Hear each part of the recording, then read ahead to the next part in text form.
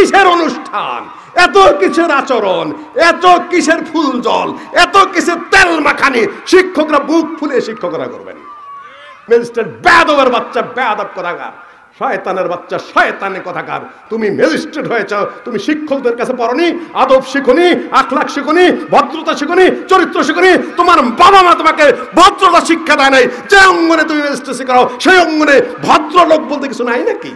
বিদ্যানের তো কদর এখন আর নেই, বিদ্যানকে মানুষ দেখছে বের করে দেয়। এই আমার কথা মানেন না, কালকে আপনারা দেখতে চাই না, ফুল দিবেন, জল দিবেন, তেল দিবেন, ঘুরবেন, ইনভেলাপ দিবেন, উপরে মধ্য সত্তাভোগী কিছু দালাল খালি শিক্ষা প্রতিষ্ঠানগুলোর উপরে এমন চাপ সৃষ্টি করে রেখেছে যে শিক্ষকরা পড়ানোর সুযোগ পান না। অমুক অনুষ্ঠান করেন, অমুক এটা করেন, সেটা করেন, এটা করলেন কেন, ওটা করলেন, এটা করলেন না কেন, পড়াইলেন না কেন? পড়ার সুযোগ অফিসার সাহেবরা নষ্ট করছেন, ইউনিট সাহেবরা, টিউনিট সাহেবরা, নেতৃবৃন্দ শিক্ষকদের উপর অবৈধ চাপ সৃষ্টি করে শিক্ষা ব্যবস্থাকে আপনারা ধ্বংস করে দিচ্ছেন। এত কিসের অনুষ্ঠান, এত কিসের আচরণ, এত কিসের ফুল জল, এত কিসের তেল মাখানি শিক্ষকরা বুক ফুলে শিক্ষকরা করবেন? এত চাপ দিচ্ছেন কেন আপনারা? লেখাপড়া করতে দেন তাদেরকে, তাদের ভাব মতো সম্মান করে শিখুন।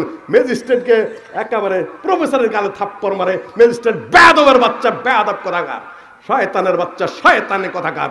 তুমি ম্যাজিস্ট্রেট হয়েছ, তুমি শিক্ষকদের কাছে পড়নি, আদব শিখনি, আখলাক শিখনি, ভদ্রতা শিখনি, চরিত্র শিখনি। তোমার বাবা মা তোমাকে ভদ্রতা শিক্ষা দেয় নাই। যে অঙ্গনে তুমি ম্যাজিস্ট্রেট শিখাও সেই অঙ্গনে ভদ্রলোক বলতে কিছু নাই নাকি? বেয়াদবের জন্ম কোথার থেকে হয়? তুমি কোন আক্কেল একজন ম্যাজিস্ট্রেট হয়ে প্রফেসরের গায়ে থাপ্পড় মারতে পারো? শয়তান বেয়াদব কোথাকার, তোমাকে ডাস্টবিনে চুবানো দরকার। আদব আখলাক ধ্বংস করছেন আপনারা চতুর্দিক থেকে। আমরা উন্নত শিক্ষা দিতে চাই, জাতি করতে চাই। সম্মানিত উপস্থিতি, আমি বলছি যে ইসলামের এখান থেকে টলেমির ভুল ধরেছেন। আসমা সূর্য ঘুরে না মাটি ঘুরে, জমিন ঘুরে? কোনটা? والشمس تجري لمستقر لها ذلك تقدير العزيز العليم لا الشمس ينبغي لها أن تدرك القمر ولا الليل سابق النهار كل في فلك يسبحون। সূর্য ঘুরে, মাটিও ঘুরে। টলেমি বললেন সূর্য ঘুরে, পৃথিবী স্থির। পরবর্তী বার্তানি তার ভুল ধরলেন, তারপরে সেটা আবার আলবেরনি সেটাকে আরেকটু ভুল ধরলেন।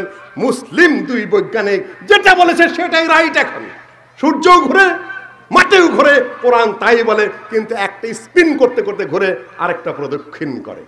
চন্দ্র বলেন, সূর্য বলেন, গ্রহ বলেন, নক্ষত্র বলেন, মাটি বলেন, পাহাড় বলেন, মানুষের জন্ম বলেন, কোন ইতিহাসটা এই কোরআনের মধ্যে নেই? মা ফাররাত আমি কম করিনি। ডক্টর জাকির নায়েক 1000 আয়াত নিয়ে গবেষণা করেছেন সায়েন্সের উপরে। আমি আর অত দূর আগাতে যাচ্ছি না।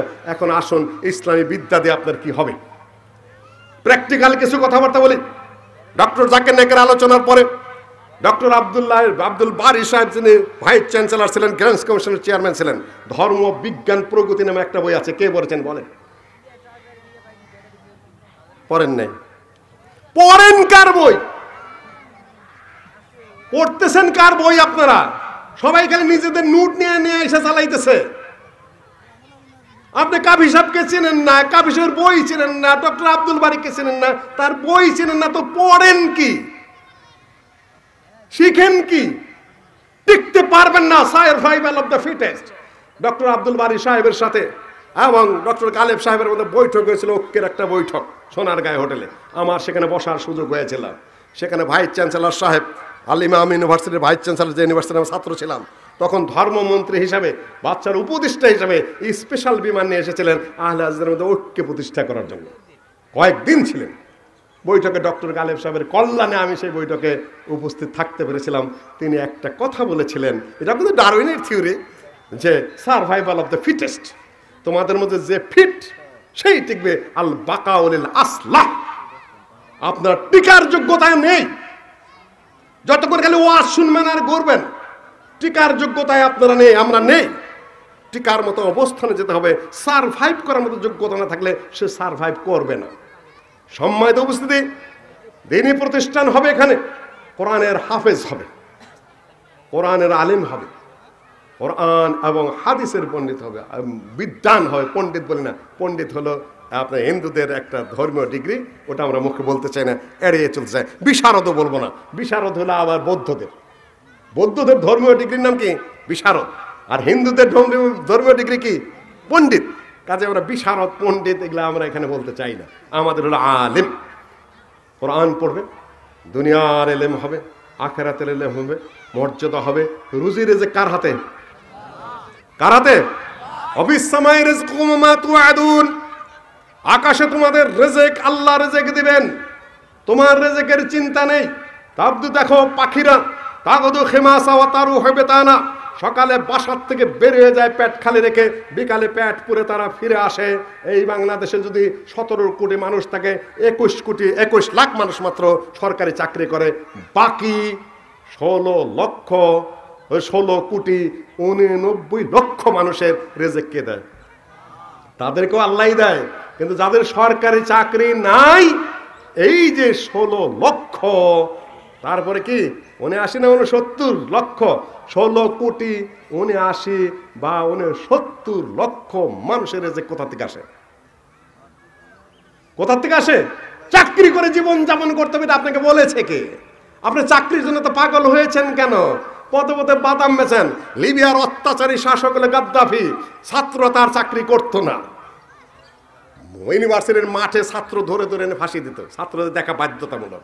এত জালেম, এত অত্যাচারী, একেবারে পাশ করার সাথে সাথে চাকরি রেডি। কে? অধিকাংশ ছাত্র তার চাকরি করতো না, এই গাড়ি চালাইতো, পেট্রোল পাম্পে তেল বেচতো, বাদাম বেচতো। এক মুহূর্তে দেখালো তারা সব একত্র হয়ে গাদ্দাফির সিংহাসন ফেলে দিয়েছে, ফেলে দিয়েছে। কাজে চাকরি করতে হবে এমন তো কথা নয়। ভিক্ষুক হও, মন উন্নত রাখতে হবে, plain living and high thinking. এখানে মাদ্রাসা হবে, হয়তো বা বলবেন যে এখানে বেকার বানানো হয়। বেকার কিসের? এদেরই তো এখন আকার। আজকে কোনো আলেম না খেয়ে আপনি দেখেছেন যে সামান্য কোরআন শুদ্ধ করে তেলাওয়াত করতে পারে? সে না খেয়ে এসে আপনি দেখেছেন? আপনি দেখেছেন যে হেদায়েতুন নাহু আর একটু সরব পারে? না খেয়ে থাকতে দেখেছেন। আর এত আল্লাহর বান্দারা দানও করছে এখন, আলহামদুলিল্লাহ। আল্লাহ যাদেরকে টাকা পয়সা দিয়েছেন তারা কিন্তু দান করছে, অগণিত অসংখ্য দান করছে। আগের মতো সেই দিন নাই। সুন্দর সুন্দর মসজিদ করছে, সুন্দর সুন্দর মক্তব করছে, সুন্দর সুন্দর মাদ্রাসা করছে। এখন মোটামুটি মানে আলেম হাফেজ খুঁজেই পাওয়া যায় না। আল্লাহর ওয়াদা দেওয়া তো রেজেকের তোমার চিন্তা নেই। আর আমি বহু জায়গায় গপ্প করেছি, বিচারপতিরা এখন কোরআন পড়ছেন, বিচারপতিরা তাফসির পড়ছেন, নেতারা মুখে যাই বলুক না কেন ভিতরে ভিতরে কোরআনের তাফসির করছেন। পার্লামেন্টে তো এখন ইসলামিক দল বলতে যাদেরকে বোঝায় তারা নেই, নিজেরাই কিন্তু এখন কোরআন দেওয়া হাস শুরু করে দিয়েছে। এটা অটোটা কোরআনের নিজস্ব শক্তি আছে, কোরআনের নিজস্ব পাওয়ার আছে, হাদিসের নিজস্ব শক্তি আছে। সে নিজেই নিজের পথ করে নেবে, কেননা প্রাথমিক ভিত্তি দেশে হয়ে গেছে 90% মানুষ মুসলিম। আপনি যেটাই বলুন না কেন, কোরআনের নিজস্ব এনার্জি আছে, পাওয়ার আছে, ফোর্স আছে। সে নিজেই নিজের জায়গা করে নেবে। আপনাদের শুধু দাঁড়িয়ে থাকতে হবে, রেজেক না আপনাকে চিন্তা করতে হবে না। আমি আসতেছিলাম, আমি বহুবার বলেছি যে কোনো ট্রেনে ফার্স্ট ক্লাসে আসছিলাম খুলনা থেকে, হঠাৎ করে দেখলাম আমার কেউ নেই, আরেকজন ভদ্রলোক বসে আছে, কতক্ষণ গল্প করে আর কোরআন বের করে কোরআন তেলাওয়াত করে। আমি জিজ্ঞাসা করলাম কথায় কথায় বললো যে আমি একজন মেজর। আচ্ছা, যে কোরআন তেলাওয়াত করেন? হ্যাঁ, কোরআন তো তেলাওয়াত করি। শুধু তাই নয়, আমি আমার ছেলেকে কওমি মাদ্রাসায় ভর্তি করে দিয়েছি এবং সে হাফেজ।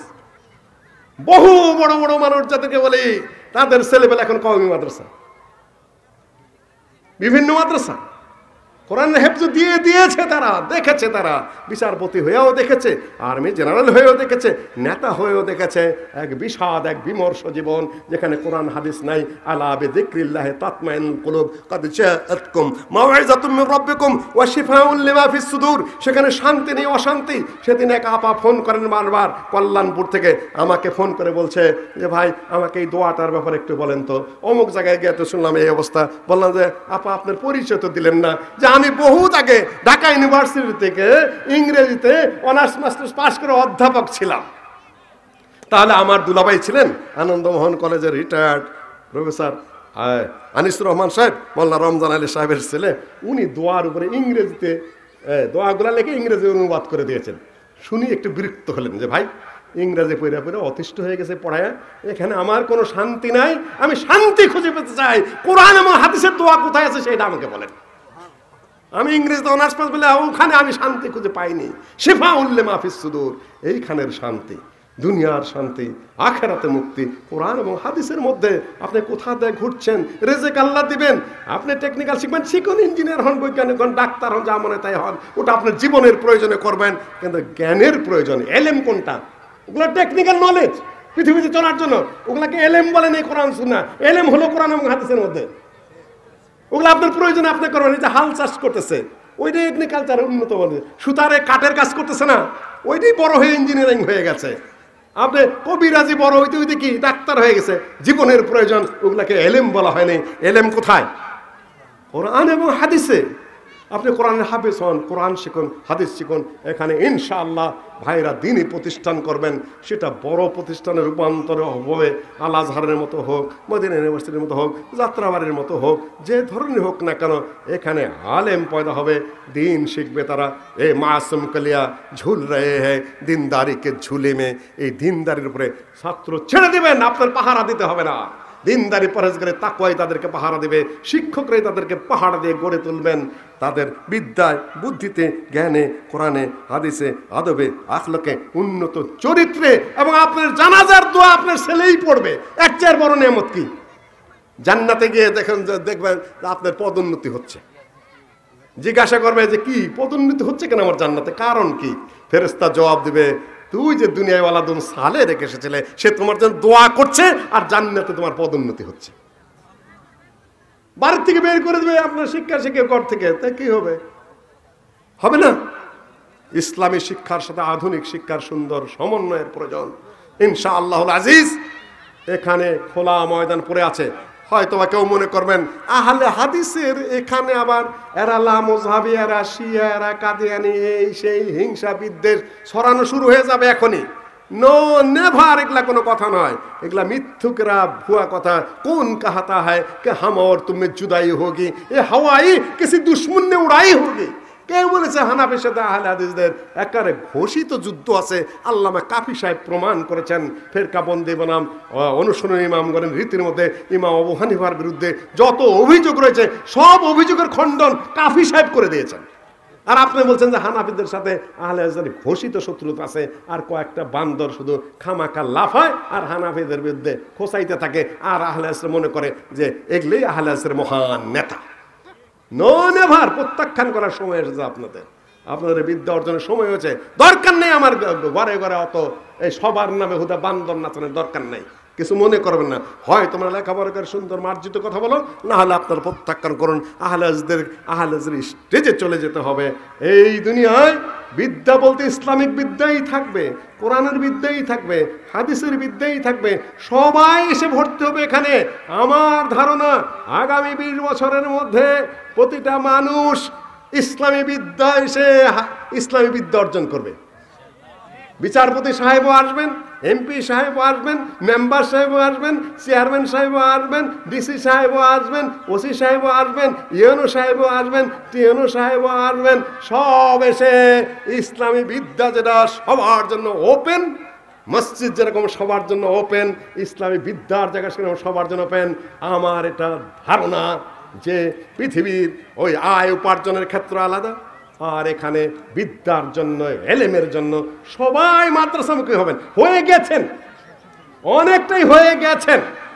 আমি বলছি ইউনিভার্সিটির ছেলে এখন টাকনুর উপরে প্যান্ট পরে, হুজুর আগে প্যান্টের বিরুদ্ধে ফতোয়া দিয়েছেন খামাখা। পোশাকের মধ্যে কোনো নিষেধাজ্ঞা নেই, খালি লাল হওয়া যাবে না, টাকনু ঢাকা যাবে না, স্বর্ণ হওয়া যাবে না, বাকি সবই জায়েজ। ফতোয়া দিয়া দেয় কালার করে ফেলেছেন খামাখা। এই যে পাঞ্জাবি, এটা কি আল্লাহ নবী পড়েছেন? জায়েজ কি না জায়েজ? জায়েজ না জায়েজ? জায়েজেরও কিছু নেই, না জায়েজেরও কিছু নাই। টুপি এই যে পরেছি, কি পরিমাণ সওয়াব হবে।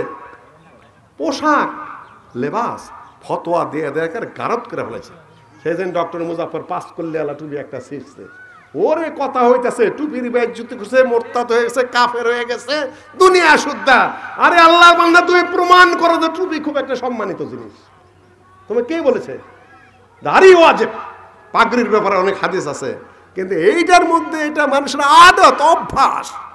এখন আমি আমার মুহাদ্দিসদেরকে দেখেছি, ঢাকা আলিয়া মাদ্রাসায় যখন পড়তাম, টুপি ছাড়া আমাদের ধনবাড়ির এক ছাত্র সামনের কাতারে দাঁড়িয়েছে। আমার ওস্তাদ মুহাদ্দিস সাহেব তিনি ফজরের সালাতে ইমামতি করছেন, সিলেটি মানুষ। টুপি নাই মাথায়, আগের খাতারে আসিয়া দাঁড়াইয়াছেন মৌলানা সাহেব, পিছিয়ে যান, কোনোদিন আপনি টুপি ছাড়া সামনের খাতারে দাঁড়াইবেন না। সিলেটি মানুষ তো, আমার সামনে আছে, দেখেন তো কি ফজিলতের মধ্যে। আপনি মাথায় দেন ভালো কথা, মুসলিম একটা তাদের অভ্যাস, কিন্তু পিছনের কথা ঠেলে দিতে হবে আপনার। এই ফতোয়া আপনি কোথায় পাইলেন? আর ডক্টর মুজাফর হইব সিরেছেন, যাই হোক না আসলে হয়তো ভালো ছিল, ফতোয়া দেওয়া পর্যন্ত হয়তো ভালো ছিল, কিন্তু সিরেছেন এই জন্য কি মুরতাদের ফতোয়াটা এখানে লাগলো? তাহলে বলে ইলমি ইয়াদউ লাহু মান ফিস সামাওয়াতি ওয়াল আরদি হাত্তাল হিতান ফি জাওফিল মা, তালেবে ইলমের জন্য দোয়া করে আসমান জমিনে যা আছে, এমনকি পানির নিচে যে মাছেরা, গর্তের যে পিপলিকেরা, তারাও। ফেরেশতারা পাখা বিছিয়ে দেয় বিদ্যা যারা অর্জন করতে আসে, তালেবুল ইলমি ফি সাবিলিল্লাহ হাত্তা ইয়ারজিআ। যতক্ষণ আপনি তালেব ইলম আছেন, বুড়ারাও তালেব ইলম, ওইদিকে আমি আজকাল গেলাম না, যতক্ষণ